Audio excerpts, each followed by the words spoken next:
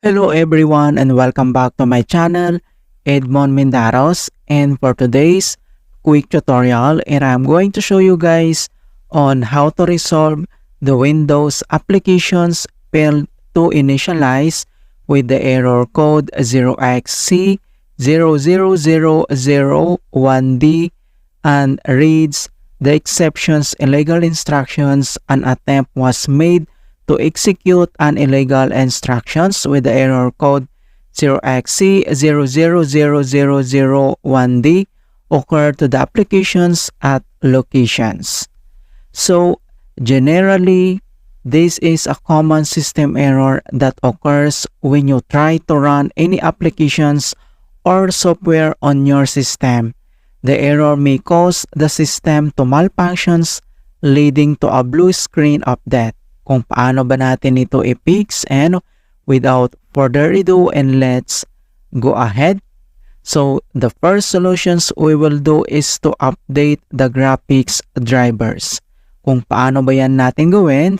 So all you have to do is to right click on a start menu and then select mo lang dito yung device manager, or pwede mong i-search dito, just type device manager and then i-click lang natin yan. So dito sa device manager, and then next step ay kailangan lang natin i-select dito yung display adapters. So i-click mo lang yung arrow na yan para mag-expand, and then dito sa kanyang Intel graphics driver ay kailangan lang natin itong i-update. Kung paano ba yan i-update? So select mo lang siya and then kailangan mo lang mag-right click and select mo lang dito yung update driver, and pop up itong dalawang options na search automatically for drivers or browse my computer, and then select ka lang dito sa dalawa and then itap mo lang tong search automatically and wait natin, and then the best drivers for your device are already installed.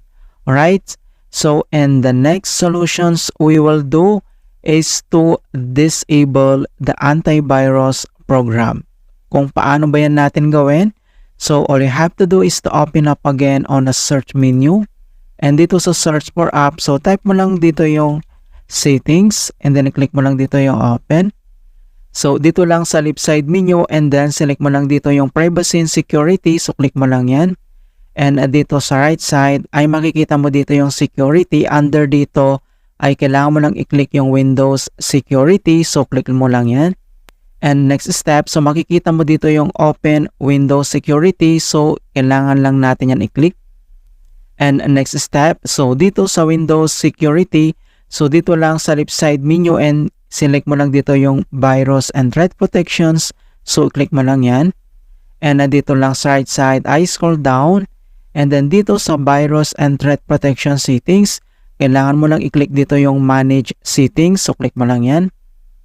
And then dito sa kanyang real-time protections ay kailangan lang natin itong i-turn off. Okay? So turn off natin yan.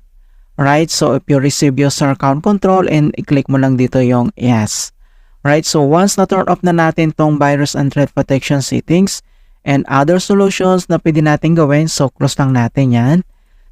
So we will do to perform the run SFC and DSEM tool.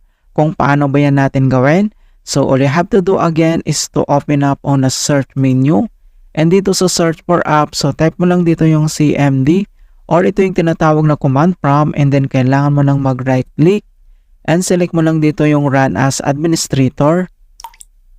If you receive user account control, and i-click mo lang dito yung yes.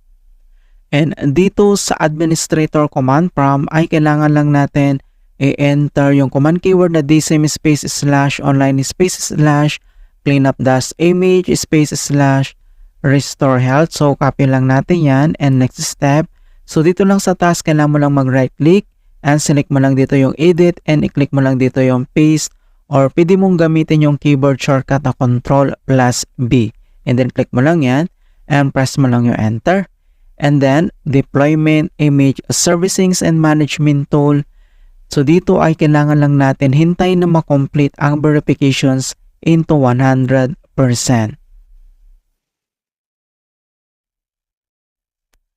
And makikita mo na dito na the restore operations completed successfully. And the next command keyword na kailangan natin i-enter ay type mo lang yung command keyword na sfc space /scan now. So in all small letter lahat, and then yung /scan now ay one word yan, and press mo lang yung enter. And then beginning system scan, this process will take some time. Beginning verification space of system scan. So dito ay kailangan ulit natin na hintay na makomplete ang verifications into 100%. And finally, verifications 100% complete, and next step. So close lang natin tong CMD at dito lang sa start menu at kailangan mo lang mag-restart. Okay, click mo lang yan. Alright, so ganun lang po kasimple on how to fix Windows applications failed to initialize with the error code 0xc000001d. And please don't forget to like this video and subscribe to my channel for more quality content. Thank you guys, and see you in my next tutorial.